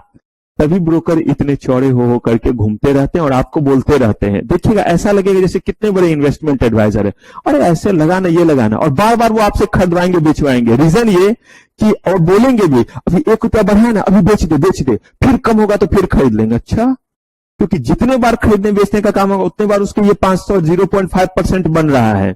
और यही अगर थोड़ी देर आप छोड़ देंगे और एक ही बार 2 रुपया बढ़ करके पे बेचेंगे, तो आपका ये बीच का 2 बार का पैसा बचा या नहीं बचा? तो वो सब अपने अकॉर्डिंग मैनिपुलेट करते हैं। कहीं पे सेफ गेम भी करना रहता है कि कहीं मार्केट ज्यादा गिर ना जाए, जो भी चीज रहे। तो कहा ब्रोकर एक एंटिटी है, लीगल एंटिटी हुआ, और इनको जो है वो सेबी से क्या लेना पड़ता है, लाइसेंस लेना पड़ता है। ये जिस स्टॉक एक्सचेंज के मेंबर या ब्रोकर एक चीज हो गया, उसी स्टॉक एक्सचेंज के शेयर्स में ये क्या कर सकते हैं, डील कर सकते हैं। अगर हम और आप चाहते हैं कि हम ऐसे जो है वो ब्रोकर के पास जाए जिसके पास से दोनों खरीद सके, तो ऐसे ब्रोकर के पास जाए जो एनएससी और बीएससी दोनों का क्या हो, मेंबर। अदरवाइज आपकी मर्जी। ये ब्रोकर है बीएससी के, इनके पास अकाउंट ओपन कर लीजिए सिया के पास, और ये जो है वो एनएससी के हैं स्नेहा, इनके पास कर लीजिए। कौन सा एक? तो अब एक के जरिए एनएससी का और एक के जरिए, इससे अच्छा कन्वीनियंट ये नहीं होता कि सीधे जो है वो प्रिया के पास ओपन करते, ये एनएससी और बीएससी दोनों के क्या है। तो अब इनको लेकिन कमीशन भी ज्यादा देना पड़ेगा जो स्टॉक एक्सचेंज को, लेकिन इनको रोजगार भी तो ज्यादा मिलेगा, ज्यादा से ज्यादा इनके क्लाइंट बनेंगे या नहीं बनेंगे। तो यही चीज तो आपको देखना है कि बिजनेस ज्यादा किससे और कैसे मिल रहा है। तो ये कौन होंगे, स्टॉक ब्रोकर। लेकिन मैंने जो बोला कमीशन मेरे से 0.5%। अब अगर मान लीजिए एकांश आए, इन्होंने बोला तुझे तो ऐसे ही खरीद लूंगा, ब्रोकर को बोला जी मालिक, तो कितने का डील करेंगे? अरे मेरा कोई भी डील कर लेंगे, 10 करोड़ से कम का तो होता नहीं, वैसे 100 करोड़ का ही करेंगे। तो अब जब उनको पता है कि ये इतना ज्यादा बिजनेस देंगे, एक महीने में जो है वो हजारों करोड़ का ये क्या करेंगे, ट्रेड करेंगे। तो हजारों करोड़ का जब ट्रेड करेंगे, तो बताइए ऐसे केस में अगर वो 0.1% भी इनसे लेते हैं तो बहुत बड़ा अमाउंट हुआ या नहीं हुआ। और मैं इनको once in a blue moon 10,000 का पूरे महीने में करूंगा और इनसे बार्गेनिंग कर रहा हूं, देख ले ब्रोकरेज सही लगाएगा तो ट्रेड करूंगा तेरे पास, महीने का ढंग का ट्रेड रहेगा। अच्छा ठीक है, अगर कम कर देंगे तो कितने का, 10,000 का कर लूंगा, चले जाओ वरना मुझसे कुछ हो जाएगा। तो अब वहां पे नहीं, लेकिन अगर कोई ज्यादा अमाउंट, तो ये उनको फ्रीडम दी गई, लेकिन सब्जेक्ट टू क्या लगा दिया गया, मिनिमम या मैक्सिमम, मैक्सिमम का कैप लगा दिया गया। अब ब्रोकर जो है वो अपने लिए भी शेयर खरीद सकते हैं और अपने बिहाफ पे जो है वो दूसरे के लिए भी, यानी दूसरे के बिहाफ पे भी। यानी कि अगर ब्रोकर हूं मैं, मेरे पास अगर पैसे हैं, तो मैंने जो है वो मान लीजिए स्नेहा, सिया और प्रिया, ये तीनों ब्रोकर बने, ये अपने लिए भी खरीद सकते हैं शेयर, अपने लिए भी क्या खरीद सकते हैं, इनके पास पैसे अपने लिए खरीदेंगे तो ब्रोकरेज बचेगा या नहीं बचेगा।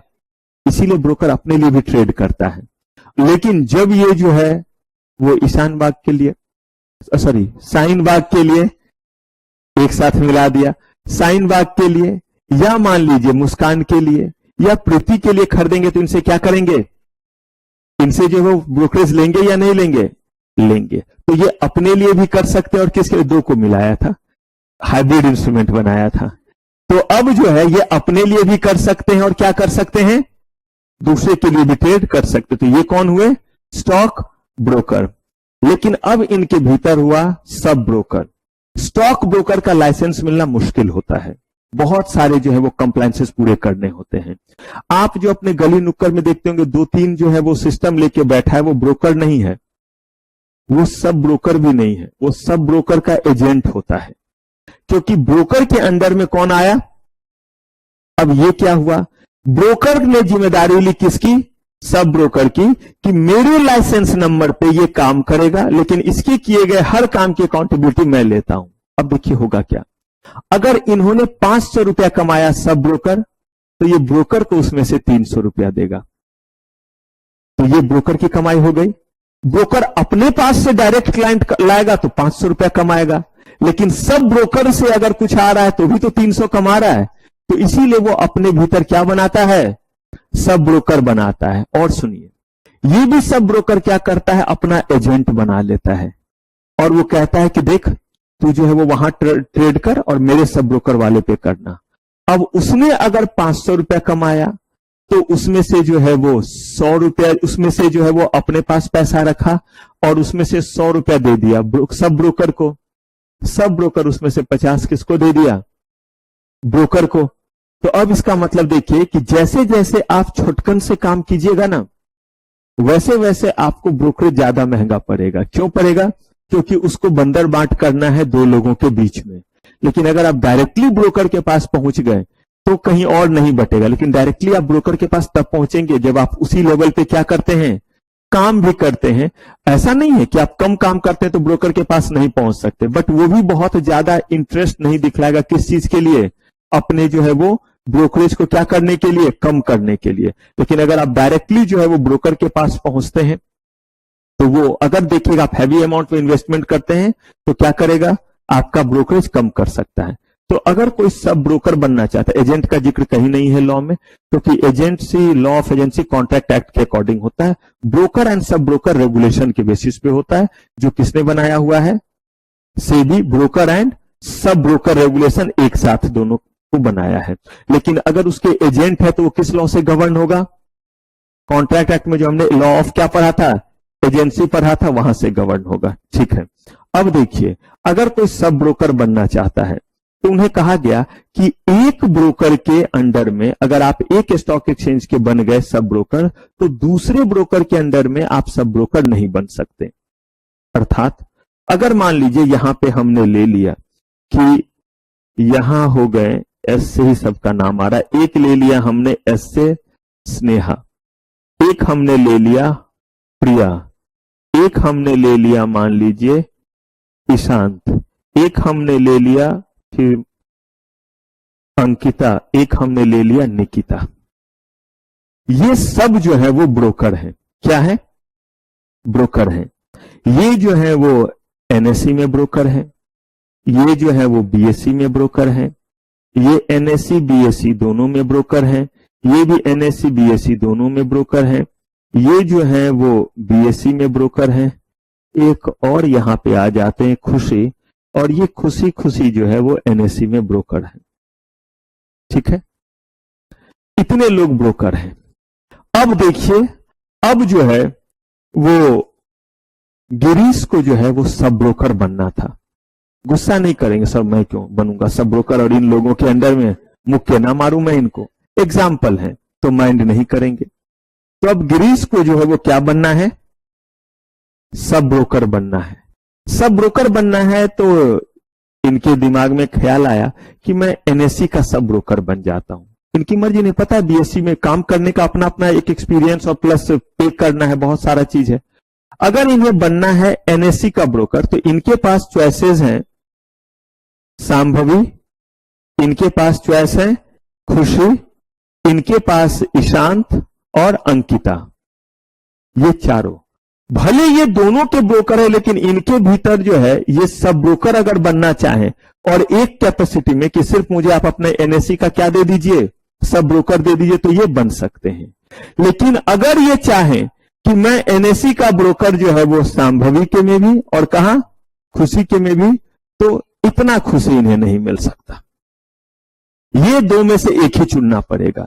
एक ही जो है वो क्या चुन सकते हैं, ये ब्रोकर। लेकिन अगर ये बीएससी का भी ब्रोकर बनना चाहते हैं तो इनके पास ऑप्शन है कि फिर इनके पास चॉइस है कि ये जो है वो किनके पास, प्रिया के पास या फिर जो है वो निकिता, इन दोनों में से किसी के भी जो है वो क्या बन सकते हैं, सब ब्रोकर बन सकते हैं। फिर ये खुश होकर बोलेंगे नहीं नहीं मुझे दोनों का सब ब्रोकर बनना है, तो वो पैर हाथ पटकने से काम नहीं चलेगा और ये दोनों के जो है वो सब ब्रोकर, देखिए इसका तो ये नहीं बोला मैंने कि दो के सब ब्रोकर नहीं बन सकते।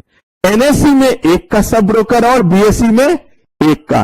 एक ब्रोकर जो एक स्टॉक एक्सचेंज का है उसमें आप जो है वो मल्टीपल ब्रोकर का चुनाव नहीं कर सकते, लेकिन मल्टीपल का चुनाव कर सकते हैं अगर वो अलग अलग स्टॉक एक्सचेंज के क्या है, ब्रोकर हैं।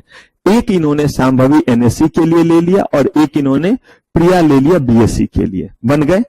अब ये फाइनली ना एनएससी में किसी और के ब्रोकर बन सकते हैं ना बीएससी के। लेकिन अगर ये कहते हैं कि नहीं भाई अपना भाई है, ईशांत है और इसी के पास क्या कर लेते हैं, सब ब्रोकर, तो अगर इन्होंने इनका ही जो है वो ब्रोकर सब ब्रोकरशिप ले लिया दोनों के लिए, तो अब ये ना किसी के पास एनएससी में सब ब्रोकर बन सकते हैं ना यहां एक ही का मतलब जो है वो एनएससी बीएससी दोनों का ये क्या बन गए, सब ब्रोकर बन गए। क्लियर है ये बात।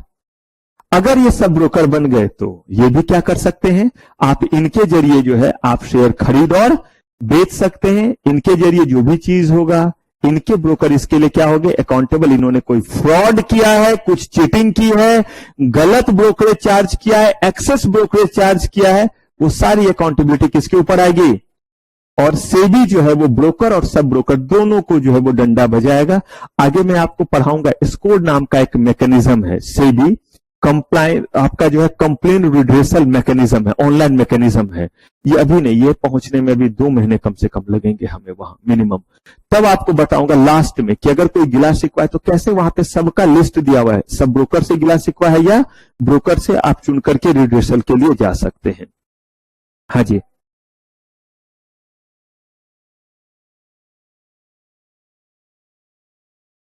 अगर वो चाहे सिर्फ और सिर्फ एक का बनना उसके अंदर, तो एक, क्योंकि 2 का बनेंगे तो वो 2 के अकॉर्डिंग वो भी चार्ज करेंगे कि मेरे ही अंदर किसका बनना है, एनएससी और बीएससी दोनों का सब ब्रोकर बना है। लेकिन इन जनरल अगर कोई जो है वो ब्रोकर एनएससी बीएससी दोनों का ब्रोकर है तो उसके भीतर जो सब ब्रोकर होता है वो भी दोनों का ही होता है, क्योंकि वो डायरेक्टली एक ही का लाइसेंस क्या कर लेता है, एक साथ ले लेता है।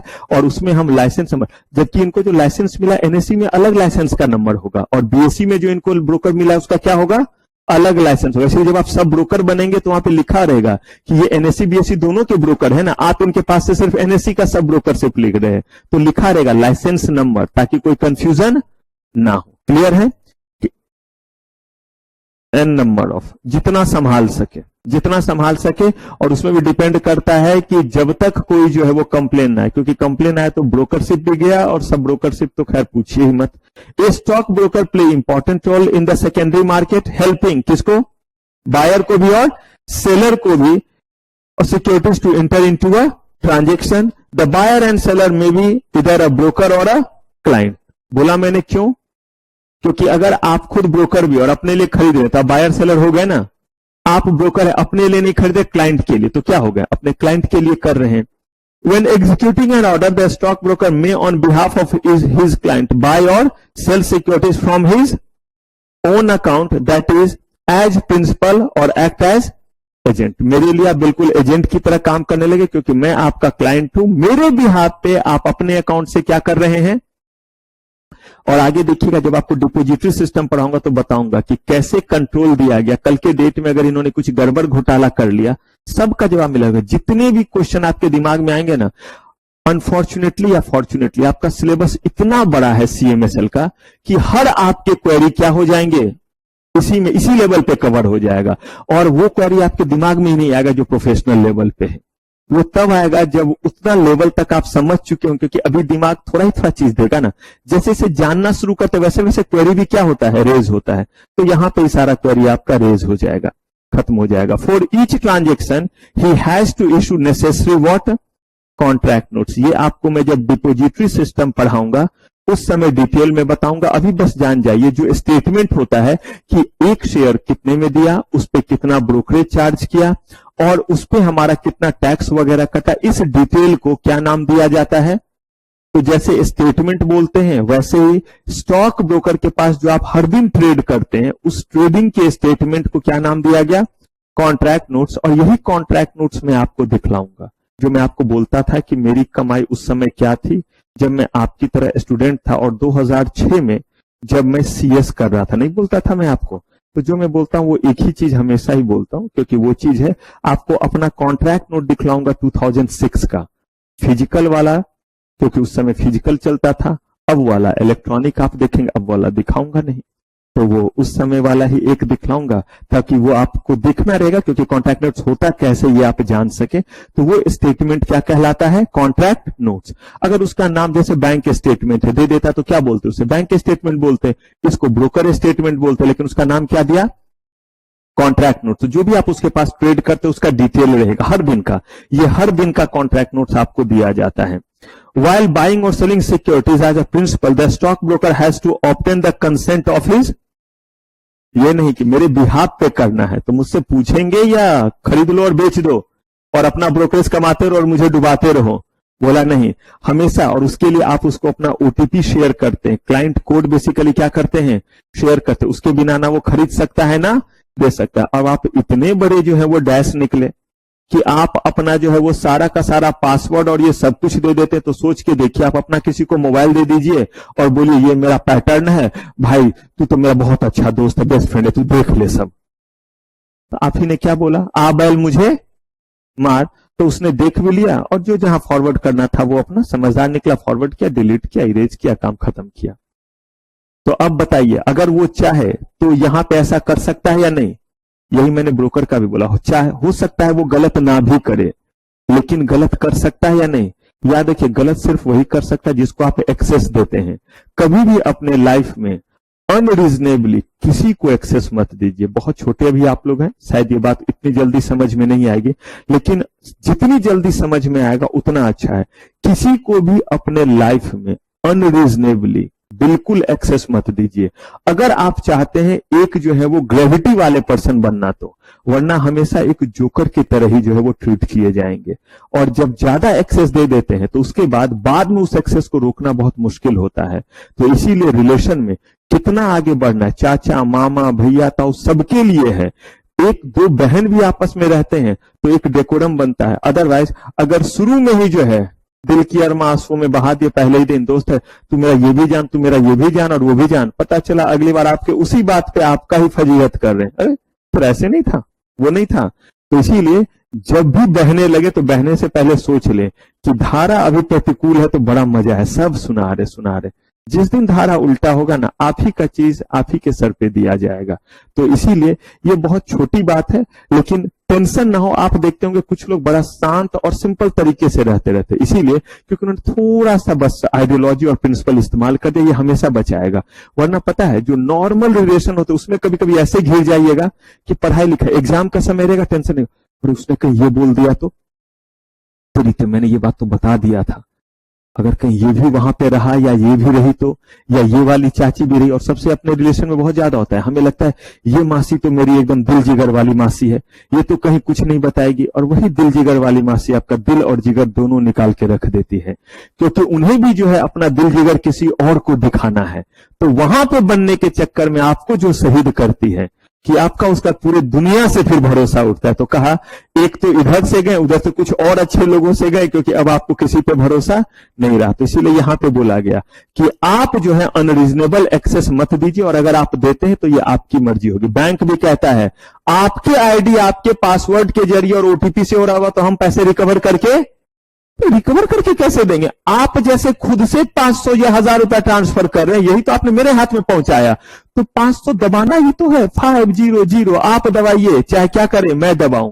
बैंक से पैसे जाएंगे या नहीं जाएंगे, और उसके बाद कंफर्म करना। उससे पहले सब लॉगिन वगैरह सब हो गया है, और उसके बाद ओटीपी आया, वो ओटीपी भी तो उसी मोबाइल में आ रहा है। तो आपने बोला ले तू मेरा भाई है, ये मेरा पैटर्न है।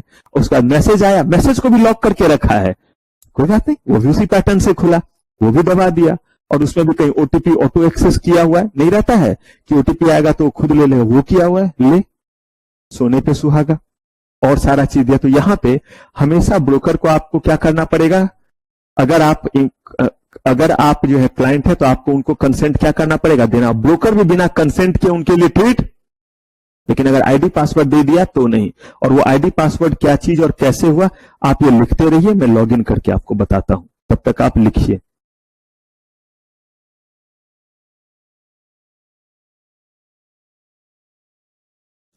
एक बार पहले आप अभी स्क्रीन पे ये जरा देख ले, क्योंकि कभी नेट चला जाता है या कुछ, तो जो दिखलाना चाह रहा हूं ये तो आप कॉपी कर लीजिएगा। अभी बस पहले एक बार ये देख ले, तब आप आइएगा। इसमें बहुत कम दिखता है। देखिए अभी चूंकि आप लोगों ने जब देखा उसमें नॉर्मली मार्केट बंद रहता था, इस समय आप देखेंगे कि यहां लगातार चेंज हो रहा होता है। यहां निफ्टी जैसे लिखा हुआ है, ये निफ्टी का मतलब है एनएससी का जो है वो क्या है, इंडेक्स है। क्या है इंडेक्स बताऊंगा बाद में, सेंसेक्स। मैं जो आपको बताना चाह रहा हूं वो ये है कि आज अगर मैं इस समय कोई भी शेयर खरीदना और बेचना चाहूं तो जो मैंने ये टर्मिनल इसको कहते हैं, जो ओपन किया हुआ है, ये मुझे ब्रोकर के द्वारा मिला है। अंतर बस इतना ही है कि ब्रोकर आपको कहता है कि मुझे कॉल करिएगा, मैं आपके लिए बेच दूंगा, या ब्रोकर आपको कहता है कि मेरे ही दुकान पे आइएगा और वहां पे अपने लैपटॉप में या बड़े स्क्रीन पे इस चीज को दिखला रहा होता है, बड़े टीवी पे, बड़े पर्दे पे। आपने देखा और देख करके यहां पे आपने देखा, मान लीजिए इन्फोसिस लेते हैं, कि इन्फोसिस के आपने शेयर का प्राइस देखा और आपने कहा कि इन्फोसिस का शेयर मेरे लिए जो है वो खरीद लो। तो वो जो है वो आपके लिए क्या करेगा, यहां पे जो है वो क्लिक किया, और क्लिक करने के बाद देखिए यहां पे बाय आ रहा है और यहां पे क्या आ रहा है, सेल आ रहा है। तो यहां पे जो है आपका जो है वो बाय और सेल जो भी आप बोलेंगे वो आपके लिए क्या करेगा, कर लेगा। अगर यहां पे आप सेल करेंगे तो वो क्या करेगा, सेल कर देगा। बाय बोलेंगे तो बाय करेगा। यहां पे ये आ गया, जिस प्राइस पे आप खरीदने के लिए बोलेंगे उस प्राइस पे वो क्या करेगा, आपके लिए खरीद और बेच लेगा, जिस तरह से आप बोलिएगा। यहां पे जो है वो प्राइस जो है वो बना हुआ रहेगा, प्राइस यहां पे पुट होगा। मार्केट प्राइस से आप कहते कि नहीं इतने पे नहीं, अभी जो है वो 1300 का चल रहा है, मुझे इतने पे नहीं चाहिए, मेरे लिए प्राइस जो है वो आप अलग रखो, जब प्राइस जो है वो कम हो मुझे जो है वो 1200 पे खरीदना है। आपकी मर्जी, वो आपके लिए पुट करके क्या करेगा, यहाँ पे न्यू बाय ऑर्डर प्लेस कर देगा। कितना क्वांटिटी खरीदना चाहते हैं ये यहाँ पे क्वांटिटी बता दें। अगर मान लीजिए आपने बोला कि नहीं मुझे बटुक जी महाराज ने 101 बोला है तो आप 101 कर लीजिए, जो भी करना है, और वो प्लेस कर देगा। ये हुआ इसी समय करने का तरीका। लेकिन ये काम वो कैसे कर रहा है, आप गए हुए हैं और वो बैठ करके ये कर रहा है, अपने एंड पे वो यही काम कर रहा है। लेकिन आपने उसको बोला कि कैसे मैं तेरे पास ऐसे ही बैठा रहूं, क्योंकि आपने इन्फोसिस का शेयर पहले से खरीदा था, आपको पता तो चले। तो पता तो चला कि इन्फोसिस के शेयर का प्राइस कितना चल रहा है, 1300 के पास चल रहा है। तो जब ये ब्रोकर रहा तभी तो आप ये देख पाए। और उस ब्रोकर के पास क्यों देख पाए, क्योंकि उस ब्रोकर ने एनएससी का क्या लिया हुआ है, मेंबरशिप। मेरा जो ये ब्रोकर है ये एनएससी और बीएससी दोनों का ब्रोकर है। इसीलिए कंपनी के जो भी शेयर एनएससी पे लिस्टेड हो चाहे किस पे लिस्टेड हो, बीएससी पे हो, कोई भी शेयर में इसके जरिए क्या कर सकता हूं, खरीद और बेच सकता हूं। यहां पे देखिए मैं आपको दिखा रहा हूं रिलायंस इंडिया लिमिटेड का एनएससी बीएससी दोनों पे ये लिस्टेड है। और इसीलिए आपको ये दिख रहा है क्योंकि मेरा ब्रोकर भी जो है एनएससी बीएससी दोनों का क्या है, मेंबर है, कोटक सिक्योरिटीज। अब यहां अगर आप प्राइस देखते हैं तो देखिए रिलायंस का अगर यहां प्राइस आप देखेंगे तो देखिए 44.90 कहां पे चल रहा है। देखिए एलटीपी का मतलब लास्ट ट्रेडेड प्राइस 44.90। और ये सब जो है वो कतार है बायर का। ब्लू में जो है वो कौन है, खरीदने वाले लोग हैं, और रेड में कौन है। तो देखिए 44.90 में 39,161 जो है वो शेयर्स जो है वो खरीदने के लिए लोग क्या है, तैयार हैं। और आप देखिए कि प्राइस में 44.90 ₹44.90 इस प्राइस पे आगे वो दिखेगा जो सबसे ज्यादा में खरीदना चाहता है। देखिए उसके बाद कौन है, ₹44.85 वाला, ₹44.80। और बेचने वाले के कतार में देखिए सबसे आगे कौन है, जो ₹44.95 कह रहा है। तो ये ₹44.95 कह रहा है, ये ₹44.90 कह रहा है। अब या तो इसको कम होना होगा या इसको जैसे ही कोई अपना प्राइस चेंज करेगा वैसे ही यहां पे ट्रेड एग्जीक्यूट हो जाएगा और आपको यहां पे प्राइस दिख जाएगा कि कितने में लास्ट ट्रेड क्या हुआ है, एग्जीक्यूट हुआ है। दोनों जिद पे बैठा हुआ है, ना ये आगे बढ़ रहा है ना ये नीचे जा रहा है। पिछले ट्रेड के बाद ट्रेड यहां पे क्या है, रुका हुआ है। अब यहां पे जो है आपको तब ये दिखेगा जब क्या होगा, कोई ना कोई चेंज करेगा तो यहां पे आपको दिख जाएगा कि कितने, देखिए लास्ट ट्रेड क्वांटिटी भी 124 है। अगर कोई जो है वो चेंज करेगा तो यहां पे जो दिख जाएगा कि कितने शेयर्स का जो है वो लास्ट में ट्रेड हुआ है। कोई इसमें नहीं थक रहा है, दोनों अपने जगह पे क्या है, टिके हुए हैं। लेकिन दूसरे शेयर्स में इतने देर में ट्रेड हो जाता है, जो ज्यादा शेयर्स क्या रहता है, वोलेटाइल रहता है। कहने का मतलब है कि ये काम ब्रोकर आपके लिए क्या कर दे रहा है। लेकिन जरा सोचिए, आपको इसके लिए उनके जगह पे क्या करना पड़ा, पहुंचना पड़ा, हाँ या ना। आप उसको कहते हैं कि फोन करूंगा और फोन पे कर देना, वो बोलता है ठीक है, लेकिन इसके लिए वो फैसिलिटी आपको दे, बोलता है इसके लिए इतना चार्ज लूंगा मेरे पास अकाउंट ओपन करने का, ठीक है, जो भी रहे। अब अगर आपने कभी फोन किया, आप देख ही रहे कि प्राइस जो है वो हर घड़ी कैसे बढ़ रहा है और क्या हो रहा है, कम हो रहा है।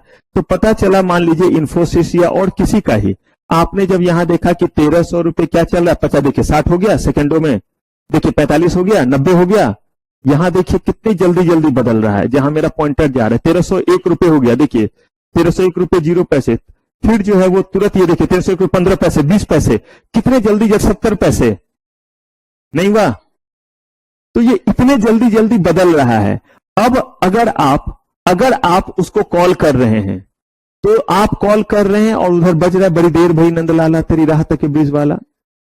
मेरा जो है ना नितिन गुप्ता आरएम था, उसका यही टोन था। मैंने बोला टोन बदल, रिंगिंग टोन, क्योंकि वो जो है वो फोन कीजिए तो वो बज रहा है और फोन नहीं पिक हो रहा है। दूसरा नंबर, जिस रिलायंस कस्टमर से भी आप बात करना चाहते हो, किसी और कॉल पे व्यस्त है, कृपया प्रतीक्षा करें या थोड़ी देर बाद डायल करें। जितने नंबर, क्योंकि वो तो कान में ऐसे ऐसे चार लगाए हुए हैं और प्राइस उस समय मान लीजिए ऐसे ही चल रहा था 120 रुपए।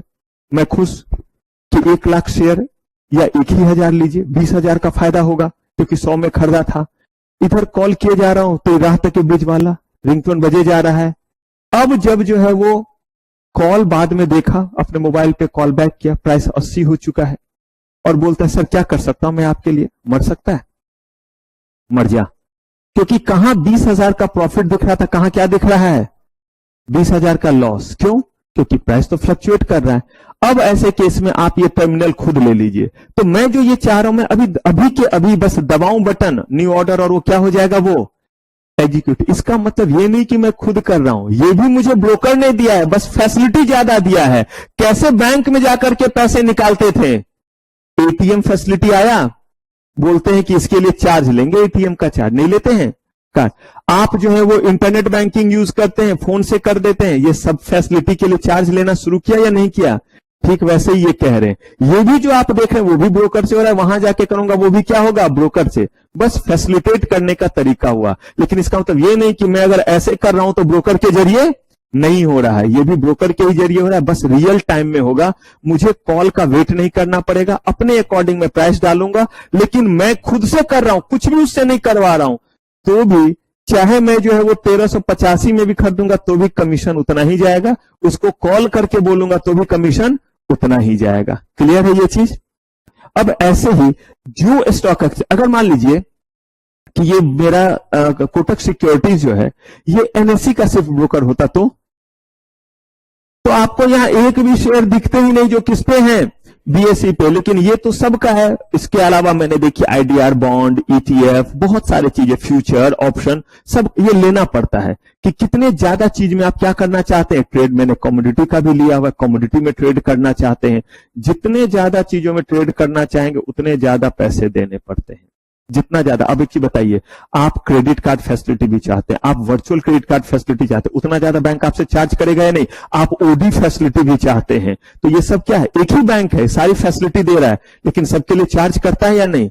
तो आप अपने नीड को देखते हुए करते हैं। और ऐसा हम लोग बहुत डिस्कशन करेंगे जब डिपोजिटरी सिस्टम की शुरुआत करेंगे। ये तो बस थोड़ा सा क्यूरियोसिटी है, इसलिए मैं आपको बताऊंगा कि डिपोजिटरी पार्टिसिपेंट और ब्रोकर में क्या अंतर है। हम डीमैट अकाउंट ओपन कराते हैं और साथ में ट्रेडिंग अकाउंट भी ओपन कराते हैं। ब्रोकर के पास क्या अंतर है, तो ब्रोकर के पास जो अकाउंट आप ओपन करते हैं उसका नाम ट्रेडिंग अकाउंट है, डीमैट अकाउंट नहीं। और बिना ब्रोकर के पास ट्रेडिंग अकाउंट रहे आप सेकेंडरी मार्केट में ना खरीद सकते हैं ना बेच सकते हैं। और जितने भी कंपनीज के शेयर देख रहे हैं, ये सारे के सारे कंपनीज ने क्या किया, ये सारे के सारे कंपनीज ने अपने शेयर पहले क्या किए थे, इशू किए थे, और उसको क्या किया, लिस्ट किया। और लिस्ट करना जरूरी था, तभी ना आप इसके प्राइस को देख रहे हैं, वरना जो है वो टोकरी में आपको रखना पड़ता सर्टिफिकेट और घूमना पड़ता और बोलना पड़ता इन्फोसिस के शेयर ले लो, टीसीएस के शेयर ले लो। अब वो आवाज नहीं लगानी पड़ेगी आपको, सीधे यहां पे गए और आपने खुद बायर और सेलर का कतार देखा ना, आपको लगता है मुझे इन्फोसिस के शेयर फटाक से इस समय निकालना है, मुझे वेट नहीं करना है। मत कीजिए ना वेट। ग्राहक कितने पे तैयार है इस समय, 101 रुपए 30-25 पैसे पे बायर तैयार है, और आपको बेचना जो है वो फटाक से है। अगर आपको बेचना है तो आप 101 रुपए 65 पैसे से अपना प्राइस बदल करके क्या कर लीजिए, 1301 रुपए 25 पैसे कर लीजिए, फटाक से आपका क्या हो जाएगा, बिक जाएगा। और आप जितनी बार चाहें ये बदल सकते हैं। कहां से बदल सकते हैं, हम लोगों ने जैसे ही खरीदने बेचने का जो है वो लगाया हुआ था, बेचना हमें है, यहां पे गए, अभी हमने यहां पे 1301 रुपए 30 पैसे किया था, फटाक से इसको बदला और हमने इसको 1300 रुपए कर दिया, हो गया, एंटर मारा। अब हम कतार में सबसे पहले चले जाएंगे। अगर हमने बेचने के लिए क्या किया, हमें जो है मान लीजिए बेचना है, और बेचने के लिए हम कहते हैं और कम कर देते, हम 1300 रुपए कर देते हैं। सबसे पहले हमारा बिकेगा या नहीं बिकेगा, क्योंकि 1300 में तो ढेर सारे ग्राहक थे, 1325 में ही ऑलरेडी ग्राहक तैयार थे, तो कुछ 1325 में बिकेगा, कुछ उसके बाद। तो ऐसे आप देख देख करके खरीद सकते हैं कि भाई यहां पे गए और हमने कतार देखा कि भाई देखो 1301 रुपए 30 पैसे में कितना 96 बिक सकता है। देखिए बदल रहा है 189, लोग बदलते जा रहे हैं अपना ऑर्डर, इसीलिए ये बदलता जा रहा है। तो आप भी उसी अकॉर्डिंग क्या कीजिए, अपने शेयर्स को बेच सकते हैं। मेरे कहने का मतलब है, सेबी अगर नहीं कहता तो कंपनी को तो पैसे मिल गए थे ना। कंपनी कभी भी स्टॉक एक्सचेंज में उसे लिस्ट, कंपनी को प्रोजेक्ट चलाने के लिए पैसे चाहिए थे, और ये प्रोजेक्ट के चलाने के लिए पैसे कैसे मिले, उन्होंने प्राइमरी मार्केट में इशू किया, उनके पास जो आ गए 100 करोड़ 10 करोड़, जोमेटो ने इशू लाया, आ गए सारे उनके पास पैसे। अब लोगों को जो है वो बेचना खरीदना है, तो उसके लिए कहां आना पड़ेगा उन्हें, सेकेंडरी मार्केट। और इस पे इतने डिटेल में हम लोग बात करेंगे, पूरा डिपोजिटरी सिस्टम इसी पे है। आपको अकाउंट खोलना सिखाऊंगा, डीमैट अकाउंट, ट्रेडिंग अकाउंट, दोनों में क्या अंतर है, मार्जिन पे कैसे ट्रेड होता है, कैसे बोली लगाई जाती है, सब कुछ। सेंसेक्स जो बढ़ता घटता है ये चीज क्या है, कैसे पॉइंट बढ़ जाता है, क्या मतलब है, सब जानेंगे। अब फिलहाल आप आ जाइए कहां पे, इस जगह पे, और इसको पहले खत्म कीजिए। आइए, हम लोगों ने इंटरमीडियरीज के बारे में जो है वो पढ़ना शुरू किया था, और हमने बड़े सारे जो है वो इंटरमीडियरीज के बारे में बात किया। अब हमारे पास जो 3 इंटरमीडियरीज होंगे वो एक साथ एक सीक्वेंस में जाएंगे, पोर्टफोलियो मैनेजर, इन्वेस्टमेंट एडवाइजर और रिसर्च एनालिस्ट। इसके अलावा हमें जानना है कस्टोडियन को, हमें जानना है क्रेडिट रेटिंग एजेंसी को, और डिपोजिटरी को जानना है। तो अब इनके बारे में हम लोग जानेंगे नेक्स्ट एपिसोड में। तो यहां तक की चीजों को अच्छे से क्या करेंगे, रिवाइज कर लेंगे। फिलहाल आज की CMSL की सेवा समाप्त। थैंक यू वेरी मच, आपका बहुत बहुत धन्यवाद।